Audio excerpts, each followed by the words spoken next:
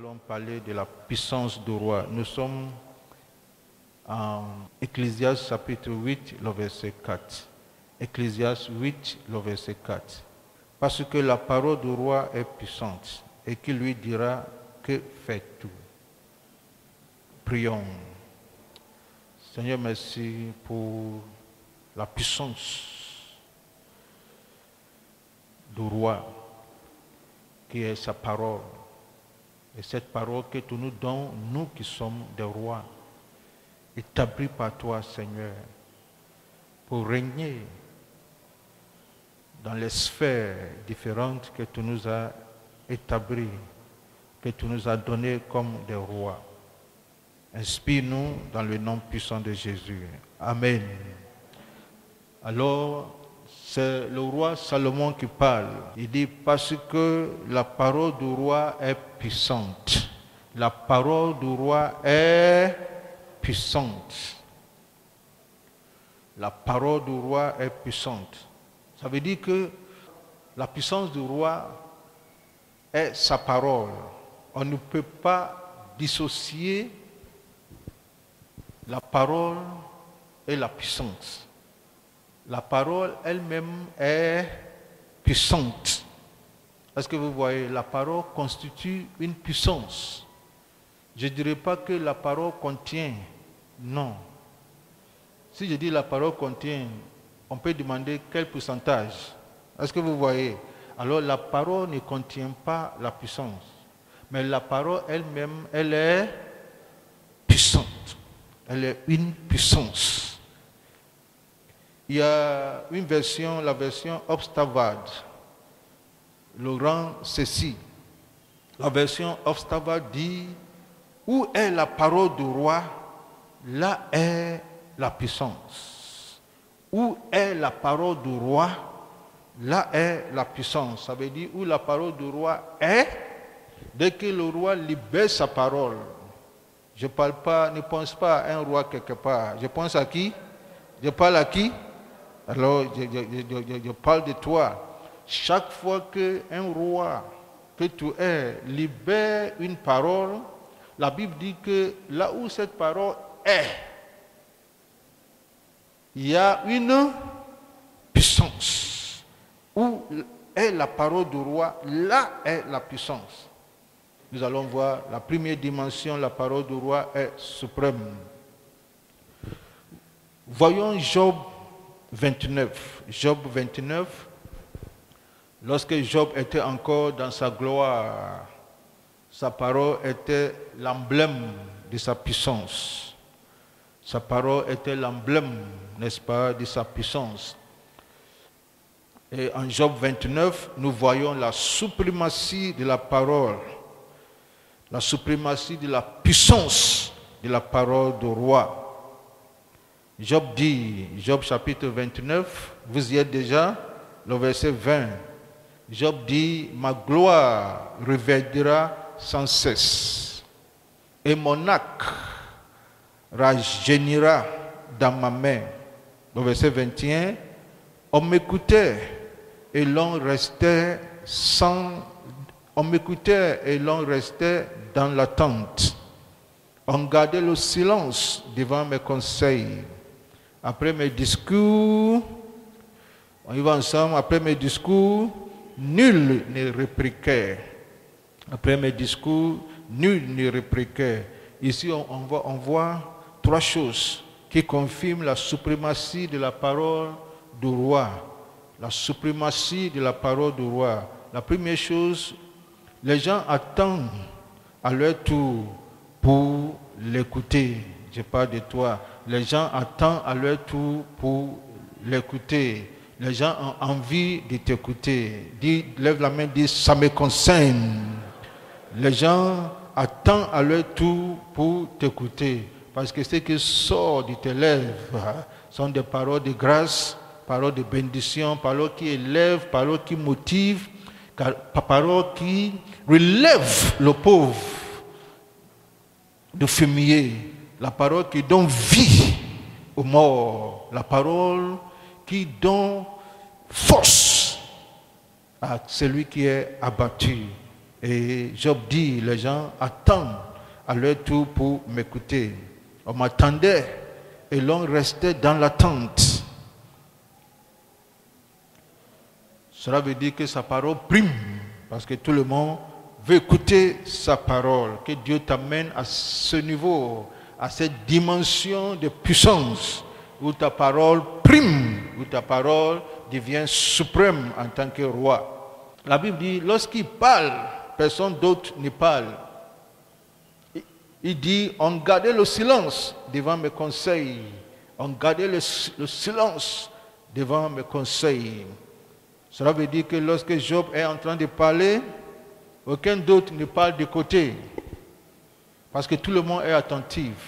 Tout le monde veut recevoir sa part de grâce et sa part de bénédiction. Parce que tout le monde veut capter quelque chose. Sa parole est une source d'inspiration pour les autres. Alors, lorsqu'il parle, on gardait le silence devant ses conseils. Que ce soit ainsi te concernant. Oh, dis-moi Amen. C'est le signe de la royauté. Lorsque le roi parle, on ne parle pas. N'est-ce pas? Lorsque le roi parle, on ne parle pas. Dieu t'amènera à cette dimension. Lorsque tu parles, tout le monde prêtera attention pour t'écouter. Quand tu parles et quelqu'un veut te dire quelque chose du côté, tu vas dire, laisse. Le roi est en train de parler. Parce que sa parole est une inspiration pour moi. J'ai besoin de sa parole pour réussir dans ma vie. Alléluia. Lève la main et dis, ça me concerne. C'est ça le signe de la royauté. On n'est pas roi parce qu'on est assis sur un trône.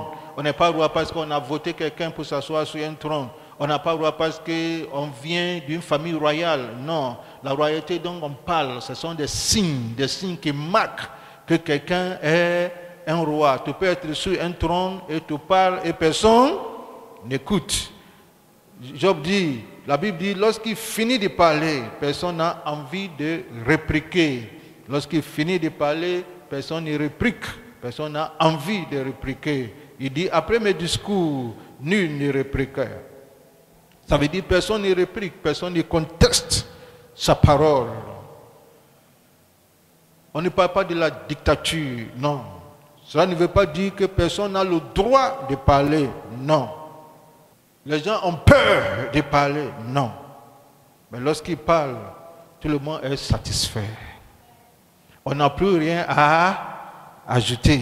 Sa parole est suprême. Lorsque tu parles, tout le monde est satisfait. S'il y a problème, tu viens, tu t'assois, tu parles, tout le monde est satisfait. Ça apporte l'unité, ça apporte la paix, ça apporte la gloire. Et personne n'a envie de parler. Si on demande, est-ce que vous avez quelque chose à dire? Personne dit non. Germain a tout dit. On a dit, il a tout dit. Elle a tout dit. Même si quelqu'un doit dire quelque chose, c'est ta parole que tu as libérée là. Cette parole devient pour lui une source d'inspiration. Alors s'il doit dire quelque chose, c'est quand tu parlais là qu'il a été inspiré pour dire quelque chose. Et même s'il doit dire quelque chose, il doit toujours te citer comme elle a dit, comme il a déjà dit. Et tu vas voir qu'enfin, tout ce qu'il a dit, ce n'est que confirmer, n'est-ce pas, et attester la puissance et l'authenticité et l'autorité de ta parole. Que Dieu te donne cette force royale. Amen. La parole du roi est l'emblème de sa puissance. Il ne faut jamais oublier ça. La parole du roi est l'emblème de sa puissance. Si ta parole ne porte rien, ça veut dire que tu n'es pas royal. Si tu veux réduire, tu veux priver quelqu'un de la royauté, réduis cette personne-là au silence. Tu vas voir que cette personne va s'éteindre. Raison pour laquelle les rois ne parlent pas trop, parce qu'ils sont conscients de leur puissance. Leur puissance. On ne libère pas puissance comme ça. La parole du roi est plus forte que tout m'exile que tu peux imaginer. C'est ça la suprématie de ta parole, dit je reçois.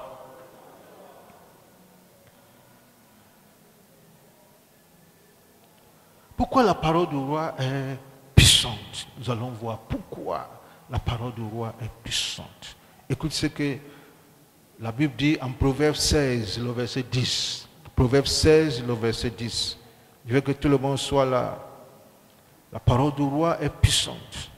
Parce que la parole du roi, la Bible dit, est un oracle. Est un oracle. La parole du roi n'est pas une simple parole. N'est pas un simple ordre. Mais c'est un oracle.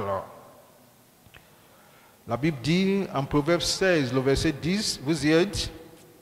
Des oracles sont sur les lèvres du roi. Des oracles sont sur les lèvres du roi. Un oracle est la parole d'une divinité. Un oracle, c'est la parole d'une divinité. Et la Bible dit, des oracles sont sur les lèvres du roi. Ça veut dire qu'en tant que roi, tes paroles ne sont pas des simples paroles. Tes ordres ne sont pas des simples ordres, mais tes paroles sont des oracles. C'est la parole d'une divinité.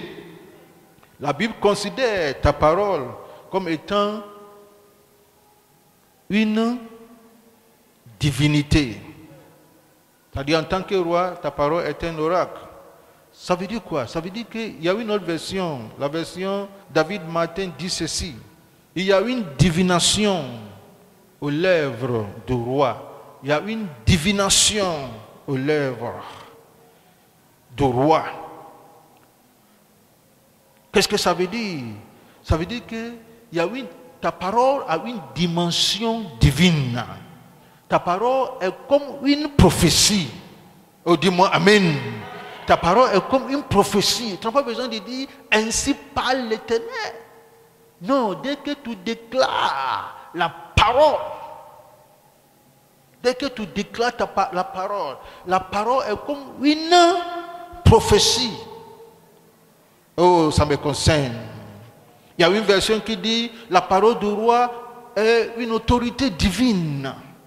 Ça veut dire qu'en tant que roi, ta parole est une autorité divine. Il y a une autre version que j'aime beaucoup qui dit la parole du roi est comme la parole de Dieu. La parole du roi est comme la parole de Dieu. Qui croit qu'il est roi. Alors, si tu crois dans la royauté et tu crois que Dieu t'a fait roi, tu n'es pas simplement un sacrificateur, mais tu es aussi un roi. Et si tu crois que par sa mort, et la Bible dit en Apocalypse 1, 5, le verset 5, la Bible dit qu'il nous a aimés, il nous a lavés par son sang. Et il nous a fait des rois et des sacrificateurs. Alors quand on parle de roi, il ne faut pas penser à quelqu'un. Pense à qui? Pense à toi-même. Ta parole est comme la parole de qui? De Dieu. Amen. Quand tu libères une parole, et cette parole libérée ne reviendra pas vide, sans avoir accompli le but pour lequel elle a été libérée. La nature, toute la création, en tant que roi, est soumise à l'autorité de ta parole. Raison pour laquelle tu peux dire à un démon, sors, et le démon sort. Je ne parle pas de quelqu'un qui occupe un trône. Tu peux occuper un trône et ne pas être royal. La Bible dit en 2 Samuel chapitre 16, le verset 23, tu n'as pas besoin d'ouvrir. Tu peux simplement noter 2 Samuel 16, le verset 23, le conseil donné en ce temps-là par Achitophel avait autant d'autorité, que si l'on eût consulté Dieu lui-même, sa parole avait autant d'autorité comme si l'on consultait Dieu lui-même. C'est ça la royauté. C'est cette dimension-là Dieu veut t'amener. C'est cette dimension Dieu veut m'amener. Comme si l'on consultait Dieu lui-même. Quand tu dis n'y va pas, c'est comme si c'est Dieu qui avait parlé. Et si la personne va, la personne saura que ta parole a tout ce que tu dois être. Dieu a mis tout ce que tu dois être dans ta parole. C'est par sa parole que lui, il a fondé le monde. Il a créé le monde par sa parole. Toi aussi, tu dois créer ton monde par ta parole. Raison pour laquelle la Bible nous enseigne comment parler et quand parler. C'est très important. Raison pour laquelle tu vois tous ces hommes, tous ces personnages bibliques, quand il s'agit de la parole, ils sont conscients de ce qu'ils disent. Dis-moi Amen. Et ils ne disent pas n'importe quoi. Je donne toujours l'exemple de David. Il peut se tenir devant Goliath. C'est une affaire de parole. C'est une guerre de paroles. Ce n'est pas une guerre des âmes. Le géant l'a maudit par ce Dieu. Et lui aussi, il a repris la parole. Tu viens contre moi par l'épée, par la lance et par le javelot. Mais moi, je viens contre toi au nom de l'Éternel des armées, le Dieu d'Israël. Celui que tu insultes aujourd'hui. Mais laisse-moi te dire, aujourd'hui même, c'est la parole. L'Éternel te livrera entre mes mains, je t'abattrai, je couperai ta tête. Il n'a ni épée, il n'a ni lance. Mais il a quelque chose qui est une épée. Parce que la parole de Dieu est une épée. Ce n'est pas une épée, on attrape. Mais c'est une épée sur la langue. Mais moi, je viens contre toi par le nom de l'Éternel, le Dieu d'Israël que tu insultes. Je t'abattrai aujourd'hui, je couperai ta tête. Je donnerai les cadavres des Philistins aux oiseaux du ciel, et tout Israël saura qu'il y a un Dieu en Israël. Quand est-ce que Goliath est mort? Dis-moi, quand est-ce que Goliath est mort? Quand David a coupé sa tête? Non, il est mort quand David a libéré sa parole. Je couperai ta tête. C'est ce moment-là, il est mort. Le reste là, c'est la manifestation de la puissance de la parole. Amen. Alors quand tu libères la parole, quelque chose se passe. Parce que la parole est un oracle. Ta parole est un oracle. Ta parole n'est pas une simple parole. C'est que sur moi, je ne crois pas que ma parole est une simple parole. Si tu ne crois pas ce que je dis, je crois qu'en tant que roi, ma parole est un oracle.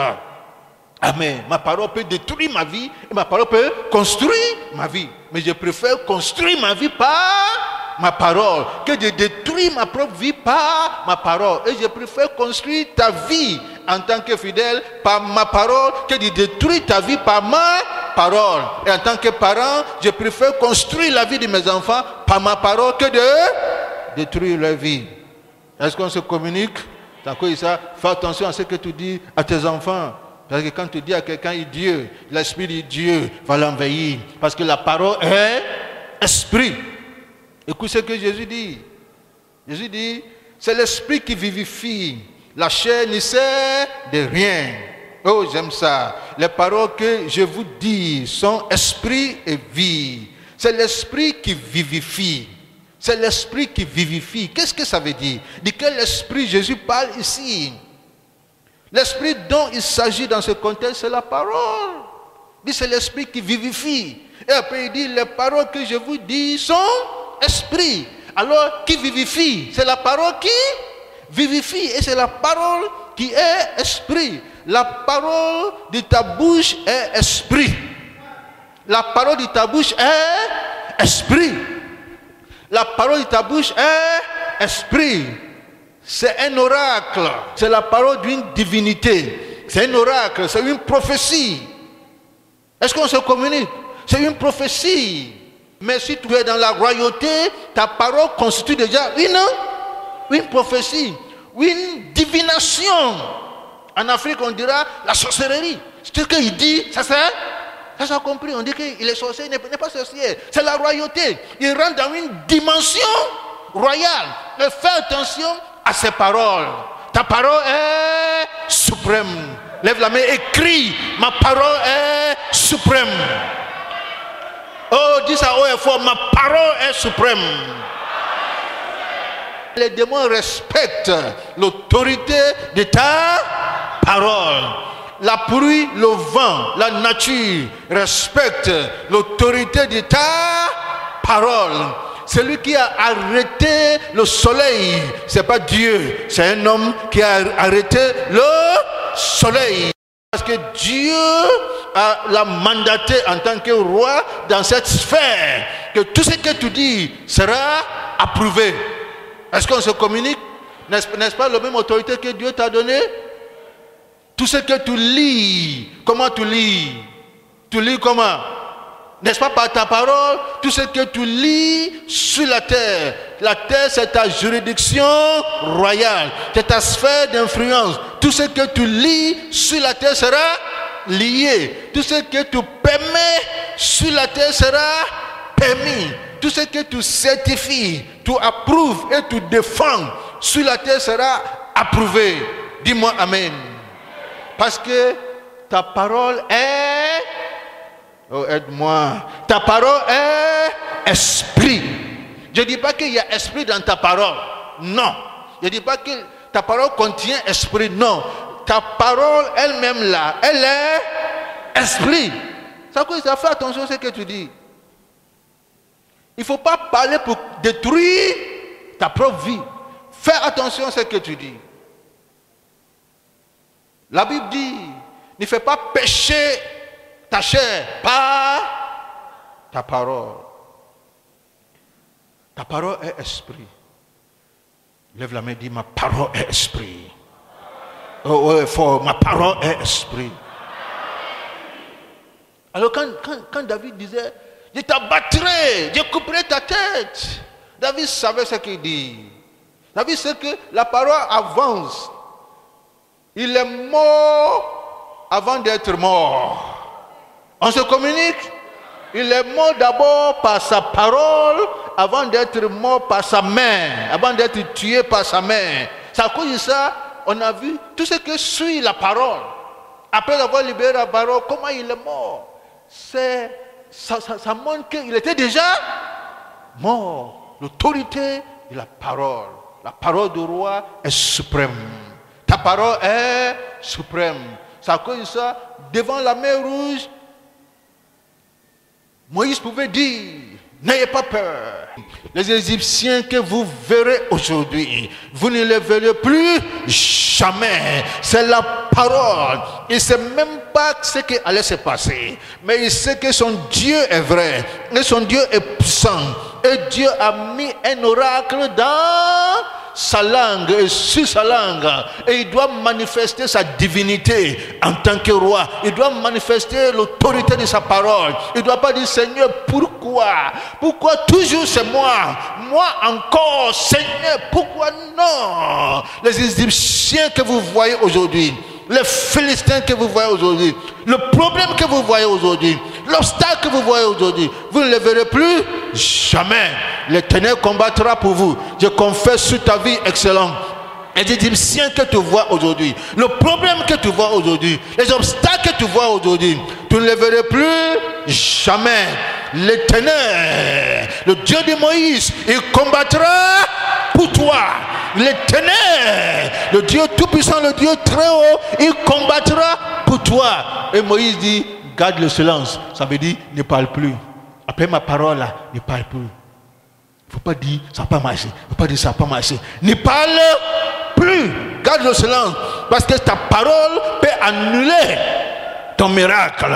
Ta parole peut annuler ton miracle. Ne parle plus. Regarde seulement, ne parle plus. Tu regardes quelqu'un, regarde-le. On peut faire des signes, mais ne parle plus. Parce que ce que tu libères, c'est un esprit. Ce que tu libères, c'est une épée. Ce que tu libères, c'est un oracle. Garde ça en toi. Garde la puissance en toi. Si tu dois parler, confirme ce que j'ai dit. Si tu dois parler, confirme ce que j'ai dit. C'est la même chose. Pourquoi l'ange est allé voir Zacharie et l'ange lui dit, Zacharie, sacrificateur, ta femme va accoucher. Il s'agissait de Jean-Baptiste. Mais le gars lui a dit, mais ange, moi quand j'étais jeune, je suis marié, ça fait longtemps, quand j'étais jeune, j'ai cru, rien ne s'est passé. C'est pas aujourd'hui que je suis vieux. L'ange dit, mais tu ne crois pas? Dit, je crois, mais tu sais, il n'y a plus de force. L'ange dit, ok, ce que je dis va se passer. Mais pour un signe, je te rends bien. Je ferme ta bouche. Ce n'est pas une punition. L'ange est en train de l'aider parce qu'il est sacrificateur, il est roi. Il est souverain. Sa parole porte. Sa parole a du poids. Sa parole peut construire ce miracle et sa parole peut détruire ce miracle-là. Alors l'ange, pour l'aider à fermer ses yeux, tout ce que tu as dans ton cœur là, tant que ça ne sort pas, ça est là. Parce que la parole est esprit. La parole est esprit. C'est quand la parole sort qu'on appelle parole. Quand ça vient dans la tête, on l'appelle pensée. Mais quand ça est ici, c'est un esprit. Alors l'ange dit, ne libère pas. Assois-toi sous l'esprit. Ah, Yarabakataba. Ne dégage pas l'esprit. L'ange a fermé sa bouche pour l'aider. Pour l'aider. Et la plupart d'entre nous, l'ange doit fermer nos bouches. L'ange doit fermer nos bouches. Parce que il pouvait aller dire, aujourd'hui là, ce que j'ai vu, Jesus. Un ange est venu. L'ange même là, il ne sait pas comment on a prié, confessé, rien ne s'est passé. C'est maintenant, il faut laisser cette affaire-là. Est-ce que moi-même, j'ai plus besoin? Je n'ai plus besoin d'enfant. Je vais faire enfant là. Je suis vieux, je vais mourir. Qui va s'occuper de lui? Tout ça. L'ange dit, le jour où l'enfant est né, et le jour du baptême, ça veut dire la cérémonie de nom de cet enfant, quand il a écrit sur la tablette le nom de l'enfant, la Bible dit ce jour-là, Dieu a ouvert sa bouche. Ça veut dire que ce n'est pas une punition, n'est-ce pas? C'est pour l'aider. Parce que ta parole est esprit. Chaque fois, tu peux dire à cette montagne, ôte-toi. N'est-ce pas?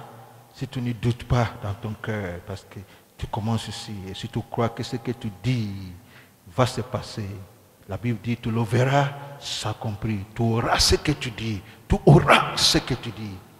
On dit ça haut et fort. J'aurai ce que je dis. Raison pour laquelle la Bible nous dit que le faible dise, je suis fort. Que le faible dise, je suis fort. Parce que j'aurai ce que je dis. Je suis fort. J'aurai ce que je dis. Alors je ne dois pas dire ce que j'ai déjà. N'est-ce pas? J'ai la maladie.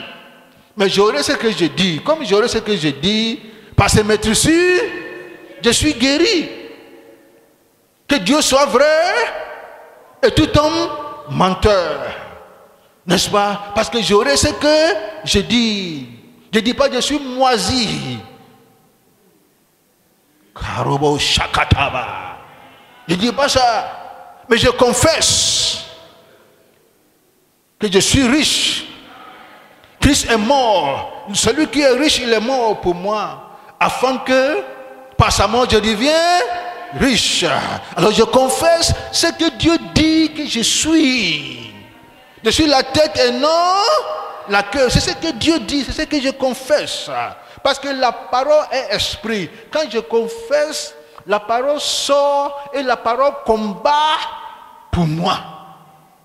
Et tôt ou tard, j'aurai ce que je dis. J'aurai ce que je dis. J'aurai ce que je dis. Parce que ma parole est suprême. Ma parole est suprême. J'aurai ce que je dis. Vous voyez, Apocalypse 19, le verset 15 dit, de sa bouche sortait une épée aiguë, une épée tranchante. De sa bouche pour frapper les nations.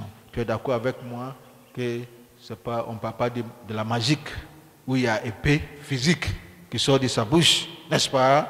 Et le verset 21 du même chapitre, Apocalypse 19, et les autres furent tués par l'épée qui sortait de sa bouche.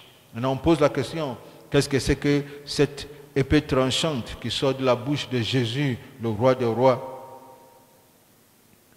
C'est quoi? N'est-ce pas la parole? C'est la parole. C'est la parole. Et j'ai compris pourquoi la Bible dit la mort et la vie est au pouvoir de la langue. Pouvoir de la langue. C'est la parole.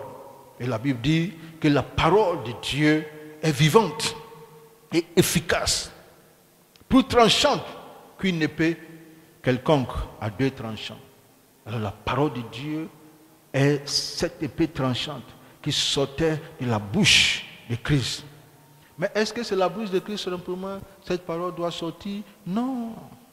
L'apôtre Paul nous dit en Éphésiens 6, le verset 17, prenez aussi le casque du salut et l'épée de l'esprit qui est la parole de Dieu. Ça veut dire que l'épée tranchante qui sortait de la bouche de Christ, c'est la parole de Dieu. Et l'apôtre Paul dit, face à un combat spirituel, face à une situation adverse, prenez l'épée de l'esprit qui est la parole de Dieu. Parce que la parole de Dieu est suprême. La parole de Dieu est suprême. La parole de Dieu est suprême. La parole de Dieu est suprême. Excellent. La parole de Dieu est suprême. La parole de Dieu est au-dessus de tout. En tant que roi, tu confesses la parole de qui? La parole de qui? La parole de Dieu. Et cette parole dans ta bouche est égale à la parole dans la bouche de Dieu. La parole de Dieu dans la bouche de l'homme a le même effet, le même volume que la parole de Dieu dans la bouche de Dieu lui-même. On se communique? Oh, laisse-moi te donner un exemple. Voici les ossements desséchés. Et Dieu dit au prophète, est-ce que tu penses qu'il y a la vie? Le prophète dit, ah ça là, c'est toi seul qui le sais. Et Dieu dit, prophétise. Dieu dit, parle. Libère les oracles. Il y a un esprit en toi, libère l'esprit. Dieu n'a pas dit, laisse-moi faire. Dieu dit, fais. Dieu dit, fais. Quand Jésus a maudit l'arbre, le figuier, et les disciples disent, hey, le lendemain, ils ont vu le figuier desséché. Ils disent, ah, c'est là-bas Jésus a dit, mais vous n'avez rien vu. Celui qui a la foi, il peut dire, pas à un figuier, mais à une montagne. Ta parole est suprême. Ta parole est au-dessus de toute situation que tu traverses. Oh, dis-moi Amen. La parole est au-dessus de tout problème que tu traverses. Ta parole est au-dessus de tout.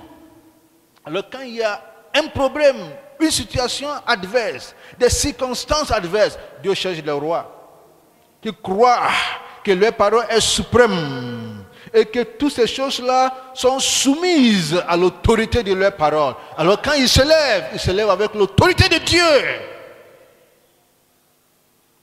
Et sur la mer, Jésus dit, voici les tempêtes. Et il dort. Parce qu'il sait qu'en tant que roi, un sujet ne peut pas renverser le roi. Il dormait. Les disciples ont tout fait. Ils sont experts à la mer, à la matière. Ils savent comment éviter. Ils ont tout fait, ça ne marchait pas. Ils ont réveillé Jésus. Quand il est réveillé, il a regardé les tempêtes. Et il a parlé. Et voici le calme. Quand les disciples disent, mais ça c'est incroyable. Il n'a pas dit, vous savez, moi je suis Dieu. Vous êtes des hommes. Toi Pierre là, tu es où? Tu es né où? Tu n'es pas né à Vavois. Tu n'as pas la force. Nous on est nés du ciel. Alors nous là on a une force extrême surnaturelle. Mais toi tu n'as pas ça. Ça tu ne peux pas avoir ça. Est-ce que c'est ce que Jésus a dit? Il dit, où est votre foi? Mais la foi c'est quoi? La foi c'est quoi? Non, dis-moi, la foi c'est quoi? C'est la parole. C'est la parole. La foi vient de ce que on entend. Et la foi, c'est libérer la parole. Alors, on reçoit la foi par la parole, on libère la foi par la parole. Et Jésus dit, mais où est votre foi? Il n'a pas dit, ça là, c'est pour nous les Jésus, là, nous les messianiques, les bishops ou bien les archbishops. Mais vous, les nouveaux convertis, ce n'est pas pour vous. Hein? Non, il dit, si tu as la foi, tu peux faire ce que je fais. Est-ce qu'on peut se tenir debout? Je veux que tu exerces ta foi ce matin. Exerce ta foi ce matin. Exerce ta foi ce matin. Oh, je cherche un problème. Je cherche un problème. Une situation adverse pour la mettre à sa place dans le nom puissant de Jésus. Libère la parole. Prions, prions, prions. Libère la parole à ta situation. Libère la parole à ta situation. Parle à la situation. Amène la situation à sa place. Amène la situation à sa place réelle. Sous tes pieds. Narakoto shakabari bahataya. Mahanti brekete boro shita bahante baha. Ribon shakabundo robo shanteria. Inanana namastokobo. We give you praise, we give you praise, we give you glory. Hallelujah. Hallelujah. Hallelujah. Lève-toi.